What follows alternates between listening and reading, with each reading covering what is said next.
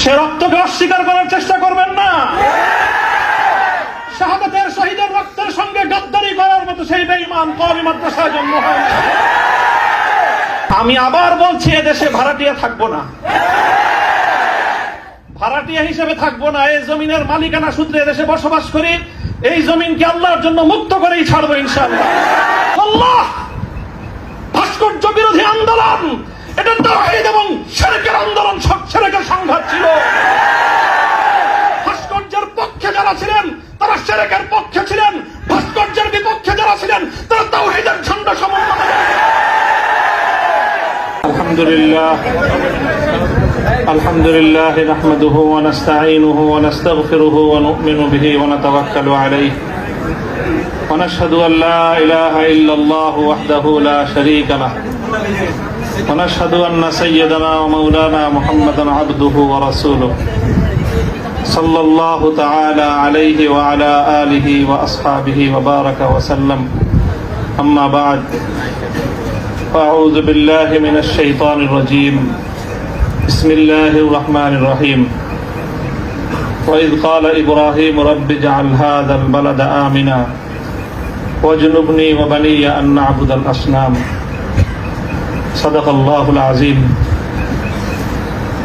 জামিয়া রহমানিয়া আজিজিয়ার আজকের এই মিলন মেলায়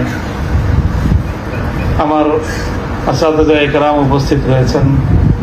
আমার উস্তাদে মুহতারাম মুফতি হিফজুর রহমান হাফিজাহুল্লাহ তাআলা, আমার অভিভাবক জামিয়ার স্বনামধন্য প্রিন্সিপাল আল্লামা মাহফুজুল হক হাফিজাহুল্লাহ, আমার বড় ভাই মুফতি আশরাফুজ্জামান দামাত বারাকাতুহুম আলিয়া সহ জামিয়ার আমার সকল সহকর্মী, আমার প্রাণপ্রিয় ছাত্রবৃন্দ এবং বিভিন্ন দ্বীনি ইদারাগুলো থেকে, বিভিন্ন জায়গা থেকে এবং এলাকার বিভিন্ন অঞ্চল থেকে সমবেত দিনদরদি মুসলমান ভাইয়েরা, সর্বপ্রথম আমি আপনাদের শুকরগুজারি আদায় করতেছি যে আপনারা এই অভূতপূর্ব আজকের আপনাদের এই উপস্থিতি এবং আপনাদের এই অভূতপূর্ব উচ্ছ্বাসের মধ্য দিয়ে আপনারা ইসলামী আন্দোলনের পথ চলার একজন পথিককে অনুপ্রাণিত করেছেন। আল্লাহ রাব্বুল আলামিন আপনাদের সকলকে এর উত্তম বিনিময় জাযায়ে খায়ের নসিব করুন। কাটা কাটা কয়েকটা কথা আমি বলবো, সময় দীর্ঘ নয়। আর সকলে উপলব্ধি করতে পারতেছেন যে আমার প্রতিটা কথাই এখন এটা অনেক বেশি পরিমাপ করা হচ্ছে, দেখা হচ্ছে যে আমি কি বলি। আপনারা যতটুকু মনে করতেছেন যে শুধু একটা কর্তৃপক্ষ দেখতেছে, তা না, দুইটা কর্তৃপক্ষ দেখতেছে এবং একটা কর্তৃপক্ষ আরেকটা কর্তৃপক্ষ থেকে অনেক বেশি প্রবল। একটা জমিনের কর্তৃপক্ষ আর একটা আসমানের কর্তৃপক্ষ। আমি আপনাদের কাছে দোয়া চাই, জমিনের এই কর্তৃপক্ষের প্রভাব থেকে আসমানের কর্তৃপক্ষের প্রভাব যেন আমার উপর বেশি থাকে। আল্লাহ রাব্বুল আলামিন যেন আমাকে আল্লাহর গোলাম হিসেবে তার নিকটেই যেন আমার মাথাকে অবনত রাখেন। এই দোয়াটুকু আপনারা সকলে আমার জন্য নিভৃতে একান্তে করবেন। দ্বিতীয় কথা, এখানে আমার জন্য অনেক কথা বলা হয়েছে, আমাকে উৎসাহিত করার জন্য এটাই বলা হয়েছে। উৎসাহিত করার জন্য কিছু প্রশংসামূলক বাক্য আলোচনা করা হয়েছে। শাইখুল হাদিস আল্লামা আজিজুল হক রহমতুল্লাহ আলাইহির শানে আমরা এই কথাগুলো বলতাম। সময়ের এতটা অল্প ব্যবধানেই সেই কথাগুলো যে আমার সন্তানেরা যারা বলেছে, আমি সন্তানই বলবো, ছাত্ররা তোমাদের কাছে মুফতি সাঈদ হয়তো অনেক বড় শিক্ষক হতে পারে, আমার কাছে ওই সাঈদই। তারা আমাদের সন্তান, তারাও আমাদের সম্পর্কে সেই কথাগুলো বলেছে। শাইখুল হাদিস রহমতুল্লাহ আলাইহি বলতেন যে এই কথাগুলোকে প্রশংসামূলক কথা নয়, বরং আমি কালিমাতে দোয়াইয়া, দোয়ার বাণী হিসেবে, দোয়ার কথা হিসেবে আমি বরণ করে নিলাম। আল্লাহ পাক আমার সন্তানদের, আমার সহকর্মীদের তাদের এই কথাগুলোকে যেন আল্লাহ আমার হকে, আমার ক্ষেত্রে দোয়া হিসেবে আল্লাহ কবুল করেন। এই কথার মধ্যে একটা কথা এসেছে, সেটা হলো প্রতি ফোঁটা জুলুমের প্রতিশোধ গ্রহণ করার কথা। আমি এই কথাটা একদিকে প্রত্যাখ্যানও করি, আবার আরেকদিকে সমর্থনও করি। প্রত্যাখ্যান করি এইভাবে যে এটা যাদের আদর্শ অনুসরণে আমাদের এই জুলুমকে বরণ করা, আমাদের এই কারাভোগ, আমাদের এই কারাবরণ, আমরা এই শব্দগুলি বেশি বলি। কি বললাম? কারাভোগ, কারাবরণ। কারা নির্যাতন তো বলবো যত কম বলা যায়। কারা নির্যাতন নয়, আসলে তো এটা কারাবরণ।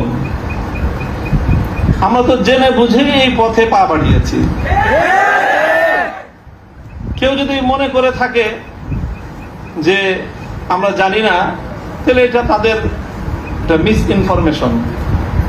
আমরা জানি আমাদের এই পথে চলতে গেলে এই পথটা কুসুমাস্তীর্ণ নয়।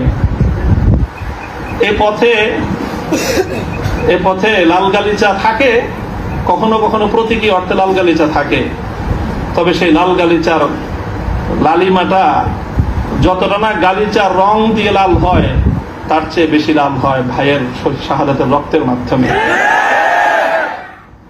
শাহাদাতের রক্তের নজরানা দিয়েই আমরা সেই পথে ইনশাআল্লাহ পৌঁছবো, যে পথে শাপলা চত্বরের ভাইয়েরা শাহাদাতের রক্ত দিয়েছেন, যে পথে আমার হাটহাজারীর সন্তানেরা শাহাদাতের রক্ত দিয়েছেন, যে পথে আমার বিবাড়িয়ার ব্রাহ্মণ শহীদ বাড়িয়ার বীর শহীদানেরা যে পথে আত্মত্যাগ স্বীকার করেছেন, আমরা তাদের সে পথকে ভুলব না। তাদের সেই শাহাদাতকে আমরা কোন সময় সেই শাহাদাত অস্বীকার করার কোন প্রবণতাকে এক মুহূর্তের জন্য বরদাস্ত করব না। শহীদ হয়েছে আমার ভাই, সরি বলেন। বাংলায় না বলতে চান দুঃখিত, দুঃখিত যদি বলতে না চান, আপনাদের প্রিয় ভাষা ইংলিশেই বলেন। তবে কি বলেন? সরি বলেন। সে রক্তকে অস্বীকার করার চেষ্টা করবেন না। শাহাদাতের শহীদের রক্তের সঙ্গে গদ্দারি করার মতো সেই বেঈমান কওমি মাদ্রাসায় জন্ম হয়। কাজেই যে কথা বলতেছিলাম, যেটা হলো কারাবরণ আমাদের। কারা নির্যাতন তো অনেক পরের কথা। আল্লাহ পাক রব্বুল আলামিন কারা এই কষ্ট থেকে আমাদের সকলকে হেফাজত করেন। প্রতিশোধের যে কথাটা, সেটা আমরা তো পয়গম্বর আলাইহিস সালামদের অনুসারী। নবী ইউসুফ আলাইহিস সালামের সেই বাণী, লা তাসরিবা আলাইকুমুল ইয়াউম, গতকালকে আমি বলেছি, আজও বলছি, আমরা কোনো প্রতিশোধ গ্রহণ করি নাই, করতে চাই না। করার প্রবণতা কখনো যদি আমাদের মন থেকে উদ্গত হয়, সেটা হলো ইন্নামা যালিকা মিন্নী ওয়া মিনাশ শাইতান। শয়তানের প্ররোচনায় কখনো হয়তো আমরা ব্যক্তিগত আক্রোশে প্রতিশোধের কথা বলে থাকতে পারি, কিন্তু আমরা প্রতিশোধ পরায়ণ নই, এগুলো মূল কথা। এই হিসাবে আমি প্রতিশোধের এই শব্দকে প্রত্যাখ্যান করলাম। তবে অন্য আরেক অর্থে আমি এই প্রতিশোধের এই শব্দকে সমর্থন করছি। শুধু সমর্থন নয়, বরং আমি আমার পুনর্ব্যক্ত করছি যে আমরা প্রতিশোধ নিব। আমাদের সেই প্রতিশোধ হবে সেই প্রতিশোধ, যেই প্রতিশোধ হিজরতের আগ পর্যন্ত 12 বছরের জুলুম এবং নির্যাতনের প্রতিশোধ মক্কা বিজয়ের মাধ্যমে আল্লাহ নবী গ্রহণ করেছিলেন। আল্লাহ নবী মক্কা বিজয়ের পরে সেই সকল অপরাধীদেরকে ক্ষমা করার মধ্য দিয়ে, সেই জমিনে আল্লাহর দ্বীনের ঝান্ডা সমুন্নত করার মধ্য দিয়ে মধুর প্রতিশোধ নিয়েছিলেন। আমি আবার বলছি, এদেশে ভাড়াটিয়া থাকবো না, ভাড়াটিয়া হিসেবে থাকবো না। এই জমিনের মালিকানা সূত্রে এদেশে বসবাস করি। এই জমিনকে আল্লাহর জন্য মুক্ত করেই ছাড়বো ইনশাআল্লাহ। আল্লাহর দ্বীনের বিজয়, সেটাই হবে আমাদের পরম প্রতিশোধ। এবং যারা আমাদেরকে শত্রু ভেবে আমাদেরকে নিঃশেষ করার চেষ্টা করেছে, অপমান করার চেষ্টা করেছে, আমরা তাদেরকে সম্মানিত করে প্রতিশোধ নিব। আমরা তাদেরকে আদর্শের সোনালী পথে বরণ করে নেওয়ার মধ্য দিয়েই আমরা ইনশাআল্লাহ আমাদের আদর্শের বিজয়ের প্রতিশোধ গ্রহণ করব। আল্লাহ রাব্বুল আলামিন আমাদেরকে সে তৌফিক দান করুন। আরেকটা কথা বলা হয়েছে, অনেকের কথার মধ্যে আসছে যে একটা ভবনের আলোচনা। এই ভবনটার গুরুত্ব একসময় আমার কাছেও খুব ছিল, 3 বছর আগেও খুব ছিল। যখন শুনলাম যে ভবনটা চলে যাচ্ছে, আমি তখন সর্বপ্রথম 2 রাকাত সালাতুল হাজাত করে দোয়া করেছিলাম যে আল্লাহ যেন খায়রের ফয়সালা করেন। আর এরপরে এখন আমার অনুভূতিটা হলো যে এরকম ভবন না থাকাই ভালো। না থাকা ভালো কেন? দস্তারে না দারে মে মা গমে পেয়েছে না দারে মা হেছে না দারে মে গমে হেছে না দারে। এইরকম ভবন টবন থাকলে এগুলোকে রক্ষা করার জন্য ডানে বামে অনেক কিছু তাকানোর প্রয়োজন হয়। ভবনও নাই, রক্ষা করার জন্য কার পায়ের নিচে তেল মারার দরকার।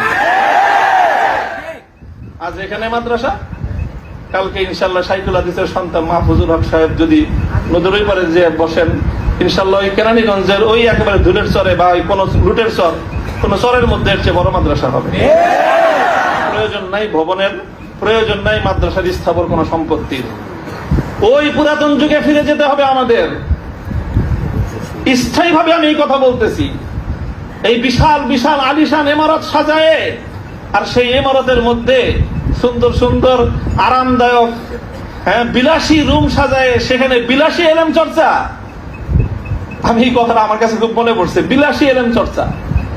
আজকে আমাদেরকে এই বিলাসী এলেম চর্চায় পেয়ে বসেছে। বিলাসী এলেম চর্চার পথ বাদ দিয়ে আমাদের আকাবের এবং আসলাফদের মতো সেই খেজুর গাছের তলায়, বট গাছের নিচে সালার চাটার উপর বসে আমাদেরকে কাল আল্লাহ কাল রাসূলের তালিম দেওয়ার সেই সবক গ্রহণ করতে হবে। তাহলে ইনশাআল্লাহ আমরা বাতিলের তখতে তাউসকে উল্টে দিয়ে সেখানে আমরা কালেমার ঝান্ডা সমুন্নত করতে পারব। মোল্লা মুহাম্মদ ওমর রাহিমাহুল্লাহ তাআলা তিনি সারা পৃথিবীর সুপার পাওয়ারের সাথে টক্কর দিয়েছিলেন। আমাদের বাংলাদেশের মধ্যে কোনো গণভবন আর সংসদ ভবন, বঙ্গভবন কিছুই ছিল না। কান্দাহারের ছোট্ট একটা ঘরের মধ্যে ভাঙ্গা খাটের উপরে বসে টক্কর দিয়ে দিলেন তো সুপার পাওয়ারের সাথে। সারা দুনিয়া মনে করলো যে বেকুবের দল। 20 বছর পর আল্লাহ দেখা দিলেন তারাই বিজয়ী দল। তবে একটা দুঃখ আমার, আমি ওই এই গোটা প্রসঙ্গের সঙ্গে যারা যারা সম্পৃক্ত অধিকাংশই আমার সম্মানিত, অনেকে আমার মুহতারাম উস্তাদ, শুধু উস্তাদ না, অনেকে এমন আছেন যারা উস্তাদ মুকাওবিম, অর্থাৎ আমি আমার মতো করে শাইখুল হাদিস রহমতুল্লাহ আলাইহি আমাকে যাদের তত্ত্বাবধানে গড়ে তোলার চেষ্টা করেছেন, শুধু আমাকে না, আমার ভাইদেরকেও, মাহফুজ সাহেব হুজুর এবং আমি, আমরা দুইজন বিশেষ করে, ওনারা অনেকে এখানে আছেন। কাজে তাদের প্রতি কোনো ধরনের অসম্মান হয়, অমর্যাদা হয়, সেই কথা আমি বলবো না। কখনো ভুলে বলে থাকলে সেটার জন্য আমি নিঃশর্ত ক্ষমা প্রার্থনা এখনো করছি, যে কোনো সময় করব, যে কোনো ভাবে করতে হয় করব। তবে একটা কথা, দুঃখের কথা, হৃদয়ে রক্তক্ষরণের একটা কথা, সেটা যদি আমার বাবার দ্বারাও সেই ভুলটা হতো আমি বলতাম। সেই ভুলটা যদি এখন আমার অভিভাবক মাহফুজ সাহেব যদি সেই ভুল করেন সেটাও আমি বলবো। সেই ভুল যদি আমিও করি, আমাকেও যেন আল্লাহ পাক সেই ভুলটা অনুভূতি দান করেন। সেটা হলো যখন এদেশে মূর্তির বিষয় নিয়ে বিতর্ক তৈরি হলো, ভাস্কর্য নামে জাতীয় পর্যায়ে মূর্তি তৈরি হবে কি হবে না এই বিষয়ে যখন বিতর্ক, তখন আপনারা সেই বিতর্কের মঞ্চে ডিজিটাল ছবি তোলাটা কতটা বড় অপরাধ, কতটা বড় অন্যায়, কত বড় গুনাহ, সেই মাসলা নিয়ে আসলেন। দুঃখটা এই জায়গায়, আপনারা সেই মাসলা উত্থাপন করে তখন এই মূর্তি এবং ভাস্কর্যকে প্রকারান্তরে বৈধতা দেওয়ার চেষ্টা করেছেন।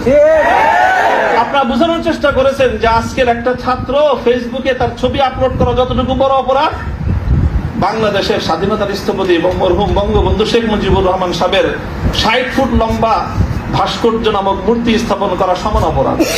এটা বোঝানোর চেষ্টা করেছেন আপনারা। ব্যাপারটা কি এক? এটাই হলো দুঃখ যে এই কাজটা সামনে করেন না আপনারা। আপনারা যদি ভাস্কর্যের বিরোধিতা করতে ভয় পান তাহলে আমি আপনাকে দোষারোপ করব না। তবে ভাস্কর্য নামক এই সকল শিরকি সংস্কৃতির বিরুদ্ধে যারা কথা বলবে, তাদের প্রতিপক্ষ হয়ে মাঠে গিয়ে এই ধরনের বিতর্কিত মাসলা উত্থাপন করে জালিমের এবং যারা মূর্তি পূজারীদের দোসর, তাদের অবস্থানকে সংহত করবেন। আমি জানি না, যদি বুঝে করে থাকেন গফরাল্লাহু লাকুম, আল্লাহ আপনাদেরকে মাফ করুন। আপনি যদি বুঝে শুনে করে থাকেন, আখাফু আলাইকুমুশ শিরক, আখাফু আলাইকুমুশ শিরক, না বুঝে করে থাকেন, সেটাই আমার ধারণা যে আপনারা অনেক বড় বড় আলেম, রাজনৈতিক প্রজ্ঞা আপনাদের কিছুটা ঘাটতি থেকে থাকতে পারে এই ক্ষেত্রে অন্তত। কাজেই এই জায়গাটায় বিলম্ব হলে আপনারা কথা বলেন। বিলম্বে হলেও কথা বলেন, এর ইতিহাস আপনাদেরকে ক্ষমা করবে না। মনে রাখেন না যে আমরা হেফাজতে ইসলামের কিছু নওজওয়ান আলেম এবার যেটা করছে, সরকার একটা ভালো বুদ্ধির কাজ করছে। আগের বার থেকে, আগের অতীত থেকে তারা শিক্ষা নিছে। তো শাইখুল হাদিসের মতো, মুফতি আমিনী সাহেবদের মতো বৃদ্ধ মানুষদেরকে মানে তারা আটকায় জাতির কাছে তারা একটা বিশেষ মানে বড় ধরনের একটা মানে আসামির কাঠগড়ায় দাঁড়ায় গেছিল। এবার তারা আমাদের মুরব্বীদেরকে কারো গায়ে স্পর্শ করে নাই। শুরুই করছে মামুনুল হক থেকে, যে এদের হাত পাও গুলি সব ভাঙিয়ে দাও, তাইলে এই পুরা মাথা যেগুলো আছে সেগুলো আর কি করবে, এই পলিসি নিছেন। তো কাজেই যেটা করেছেন সেটা হলো, আবারও বলছি, যে এই ধরনের যখন তাওহীদ এবং শিরকের লড়াই হয়ে দাঁড়াবে, আল্লাহ ভাস্কর্য বিরোধী আন্দোলন এটা তাওহীদ এবং শিরকের আন্দোলন, শিরকের সংঘাত ছিল। ভাস্কর্যের পক্ষে যারা ছিলেন তারা শিরকের পক্ষে ছিলেন, ভাস্কর্যের বিপক্ষে যারা ছিলেন তারা তাওহীদের ঝান্ডা সমুন্নত করেছিলেন।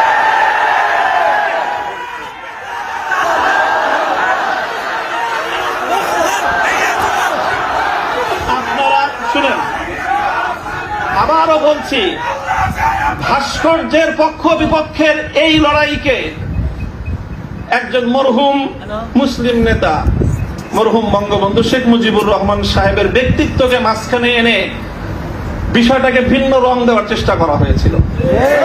আমরা তখনও বলেছি, আজও বলি, ভবিষ্যতেও বলবো, ভাস্কর্য এটা বঙ্গবন্ধু শেখ মুজিবুর রহমান সাহেবের, শহীদ প্রেসিডেন্ট জিয়াউর রহমান সাহেবের, সেটার আমরা কোনো পার্থক্য করি নাই।